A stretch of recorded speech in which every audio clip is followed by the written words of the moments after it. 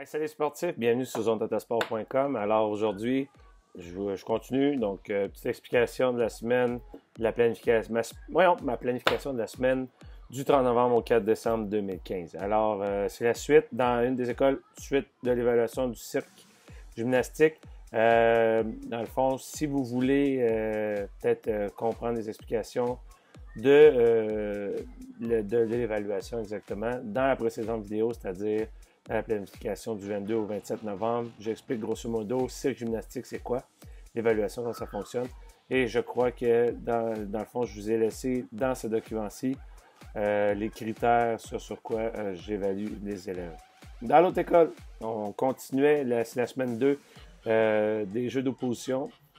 Et là, dans ce cas-ci, ce sont des ateliers d'opposition. Donc, c'est vraiment dans ce cas-là, du 1 contre 1 en affrontant différents. Dans le fond, le critère, c'était d'affronter différents adversaires dans différents ateliers. Éviter que, dans le fond, les amis, toujours les mêmes, s'affrontent d'un atelier à l'autre. Parce que souvent, ce qui arrive, c'est que les amis se tiennent ensemble, puis il y en a toujours un qui est un petit peu plus fort, plus habile, plus stratégique que les autres. Donc, c'est ce qui arrive dans ce cas-là. On exigeait le critère pour cette semaine-là d'opposition. Toujours affronter un nouveau partenaire, idéalement gars, filles, mélangés, peu importe le niveau. Pourquoi? Parce que, dans le fond, physiquement, les filles sont, à cet âge-là, sont aussi bonnes, voire même meilleures physiquement que les garçons. Donc, il n'y a pas de problème à ce niveau-ci. Les ateliers étaient le combat de flag, donc foulard dans le dos. Donc, on tourne en rond, on trouve une façon de déflaguer la personne en respectant. Quand on fait du duel, il y a toujours un respect des adversaires, et il y a un respect des règles, et il y a un respect aussi de la dimension du terrain. Donc, on les avait mis, je crois, dans un sac de mise au jeu de basketball et devaient s'affronter, dans ce cas-là, dans un sac de mise au jeu. Combat de coq, on a fait un carré de cône, et devaient s'affronter. Donc, se tiennent les deux mains dans le dos, tiennent la jambe, sautent et essaient de pousser la personne pour lâcher. Pour ça qu'il n'y a plus de contact au niveau de la jambe ou lâche prise sur son pied, éliminé automatiquement.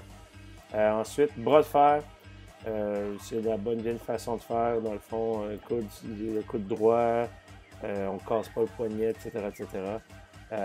Ensuite, le dos à dos, très simple. Utiliser un tapis de gymnastique, dos à dos, s'assoit, dos à dos.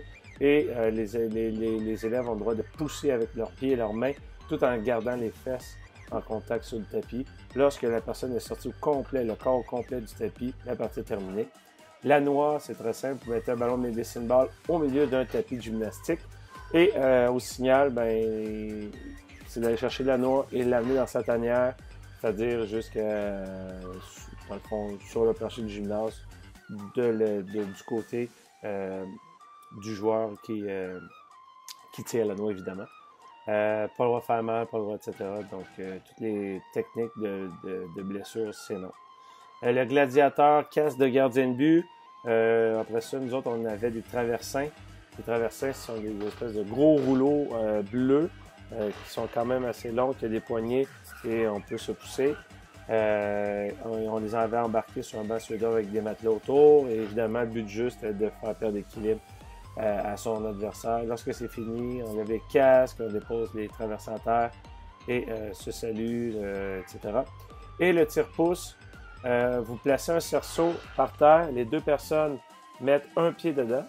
Donc, idéalement, exemple, la jambe droite, mettre le pied droit dans le cerceau, se tiennent les avant-bras comme les anciens gladiateurs et tire-pouce, évidemment, peut utiliser de différentes façons.